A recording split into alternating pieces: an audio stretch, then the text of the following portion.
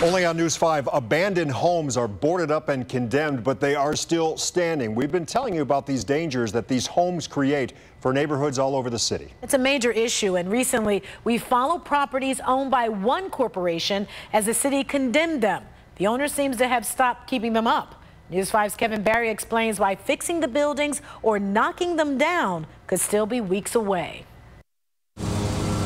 While Rob Moon mows the grass, it's in the shadow of an eyesore just down the street that Record Show is owned by Dantino Enterprises. We started noticing a lot of drug addicts and prostitution going on at the house, and basically nobody was doing nothing about it. Police reports show multiple calls for similar concerns. Since we started reporting on the squatters who lived inside, the city has boarded it up and recently condemned the whole building. As neighbors, we feel safer. These placards and court documents stapled out front mean the building could be knocked down eventually. Cuyahoga County Land Bank Chief Operating Officer Bill Whitney says the legal process takes 6 months to a year if it's streamlined. Then there's the cost. Well, an average 1 to 4 unit structure probably runs about $13,000. Some homeowners rack up a big bill just by themselves. The Land Bank has a list of 15 properties owned by Dantino Enterprises or the person who started that company, David Danzig. Some have been foreclosed on or sold at auction,